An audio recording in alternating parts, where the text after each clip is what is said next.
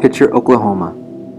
Located at the border of Oklahoma, Kansas, and Missouri, is a modern-day ghost town.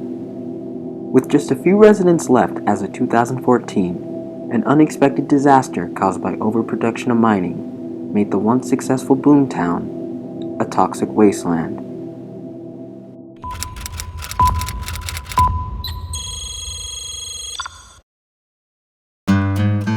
(1913) Massive amounts of lead and zinc were discovered in the area of Picher.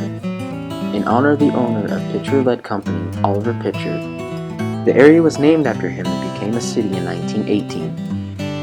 Picher White Lead, a former paint manufacturing firm located in Picher, today known as Eagle Picher Lead Company, became the largest producer of lead and zinc in the world.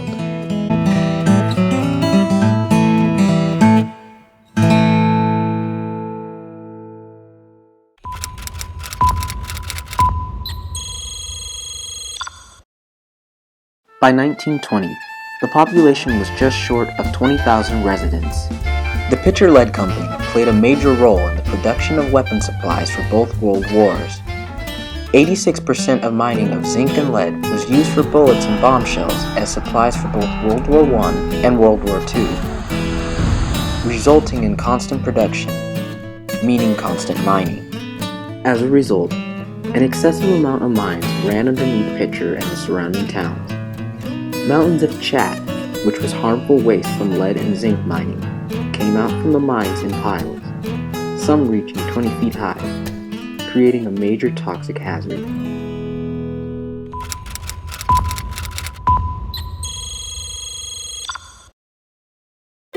In the late 1940s, the mining companies began to remove the support columns in the mines so they would be able to get more ore. The miners predicted that this would cause the mines to collapse, flood, and allow contaminated water from the mines to flow in and out to a nearby lake. When mining production stopped from the war in 1973, contaminated pumping water began to fill the mines. It wasn't until around 1973 when the true problem was noticed.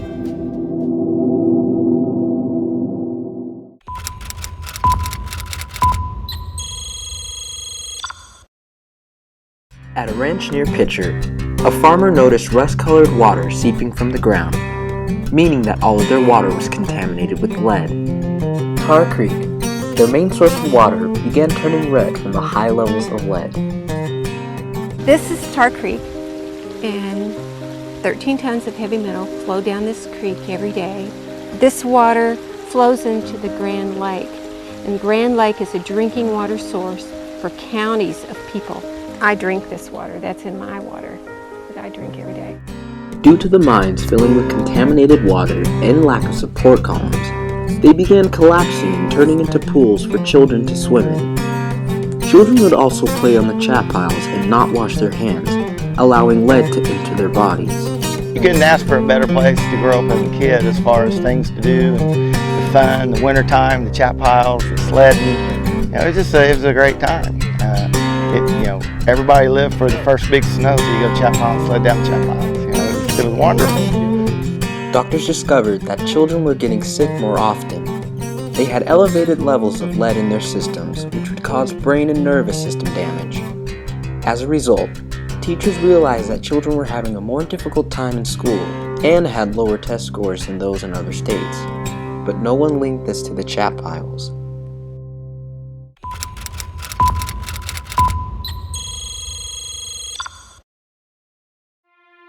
Sinkholes from the old mines started appearing everywhere, which could collapse any moment and take buildings with it. In response, the government sent the Army Corps of Engineers, which conducted a study, realizing 9 out of 10 buildings in Picher were susceptible to collapsing.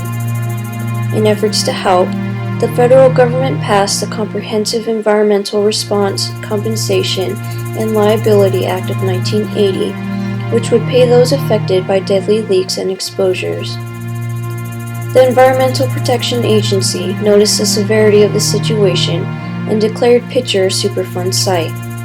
The government began making buyout offers for residences and business owners, but those who lived there for years were reluctant to leave. They had a deep sentimental value to the town.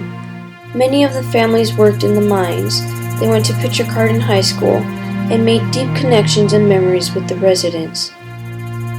There was 7 kids in my family, and almost every one of them graduated from here. And our kids went here. Our dad went here. You think, well, I'm going to graduate high school, I'm going to get far away from this small town as I can, but you know you can always come home. Well, we can't come home again because Picher's not going to be here anymore.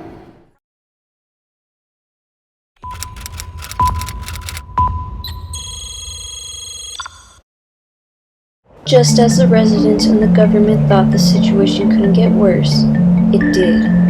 In 2008, a tornado struck through Picher, killing over 7 people and injuring 150. That was the last straw. Most of the residents took the government's offer and left the destroyed town. The government didn't want to pay the expenses caused by the tornado, so they gave the town back to the original owners of the land, the Quapaw Indian tribe. The Quapaw Indian tribe plans to install sewage tanks and water utilities for those who haven't left, in hopes to salvage their homeland. But they know the task will be difficult and take years before it's completed. As residents leave Picher for good, their hearts are heavy from not being able to return home. Mining, the one thing that brought prosperity to the town, was also the thing that destroyed the homes